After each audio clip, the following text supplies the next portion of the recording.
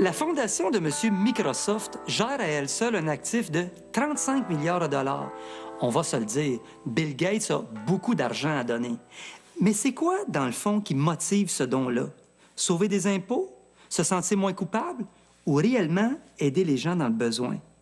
La psychologie sociale nous enseigne que donner à quelqu'un qui est dans le besoin, c'est peut-être pas un réflexe aussi spontané qu'on le pense.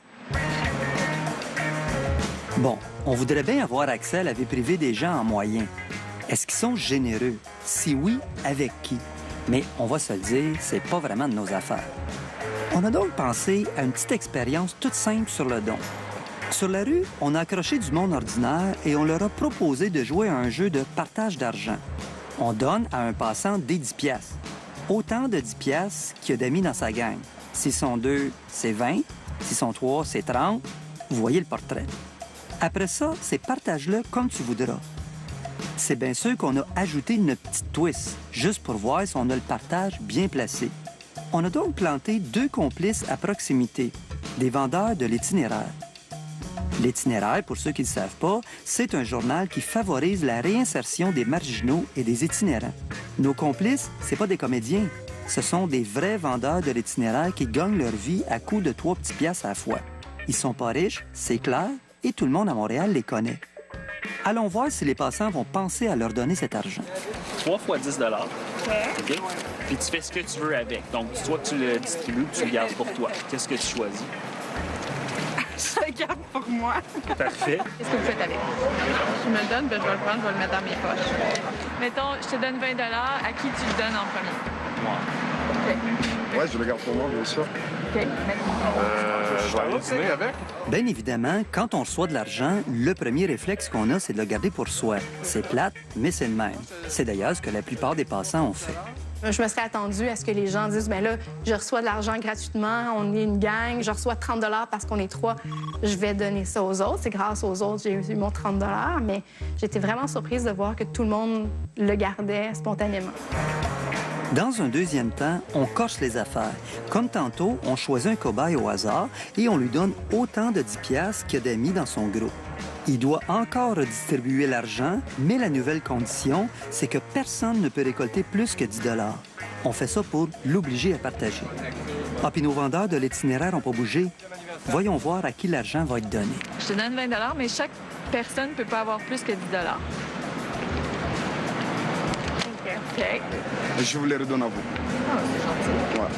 Je vais le donner à quelqu'un dans le besoin. Ouais. Comme chez les enfants avec leur barre de chocolat, si t'es mon ami, je te le donne. Maintenant, c'est sûr qu'une fois qu'ils sont obligés de le partager, ça me semble logique qu'ils le partagent d'abord avec les gens qui sont autour d'eux, d'abord leurs amis. Bon, ben, je te donne 10, je prends 10, puis on voit ce qu'on fait avec. Il y a aussi le contrôle social. On sent bien parfois dans les yeux de certains, ouais, j'aimerais bien le garder, mais quand même, je peux pas faire ça. Là, il faut que je le donne à quelqu'un. Dans cette variante, les cobayes n'ont pas le choix de partager et ils ont tendance à donner aux plus proches, la famille, les amis. C'est fâchant, mais pas anormal, parce que l'humain est de même depuis la nuit des temps. Notre tribu passe avant le reste du monde. Une seule personne a répondu qu'elle aimerait donner de l'argent à quelqu'un dans le besoin. Mais notre vendeur de l'itinéraire a toujours rien reçu. En fin de compte, on a tous un petit fond de gratteux en dedans de nous autres. En tout cas, on partage plus facilement avec nos amis, nos enfants, nos collègues. Puis s'il en reste un petit peu, on va donner aux autres qui en ont besoin. Ben c'est la même affaire pour les plus fortunés de la planète avec leur fondation philanthropique. Eux autres aussi, ils en donnent à ceux qui ont un petit faible pour. Plus les riches deviennent riches, plus ils se disent il faut, si on fait un don philanthropique, ben on va pas être menacé par l'impôt. Hein. À mon avis, il y a cette arrière-pensée-là. Le problème du don, c'est que celui qui reçoit n'a rien à dire. Il n'a qu'à dire merci. À cheval donné, on ne regarde pas la bride. Et dans la philanthropie, c'est quelques personnes toutes seules qui vont décider de quelles sont les causes importantes et quels sont les grands problèmes de la société, qui vont choisir en fonction de, je dirais pas de leurs intérêts, parfois c'est de leurs intérêts, mais c'est aussi de leurs émotions, de leurs sentiments, de ce qui leur est arrivé dans la vie, du fait que leur femme a eu telle maladie et que donc ils vont donner des milliards pour aider à guérir cette maladie-là. Ce ne sont pas des considérations générales, universelles. L'État a ce type de préoccupation-là. d'après toutes les recherches qu'on peut voir, les riches, en proportion, donnent moins que les pauvres.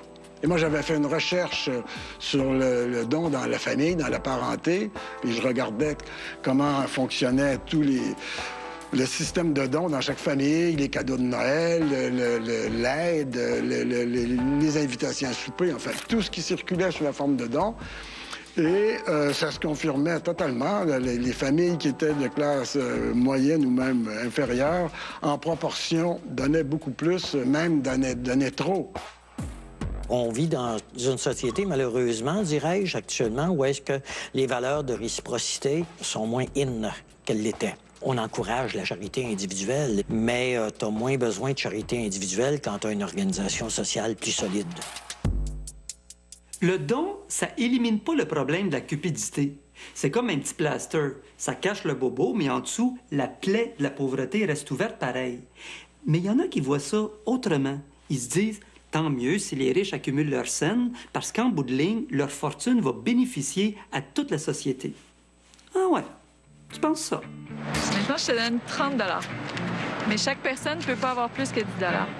Après la pause, et si on vous tordait un bras, est-ce que vous donneriez aux autres? Oui, j'ai de la monnaie. Non, tu peux garder la monnaie, je pense. Ah oui? Ouais. Ben, merci beaucoup, c'est gentil. Bonne journée, merci. Et hop, devant moi, oui, personne.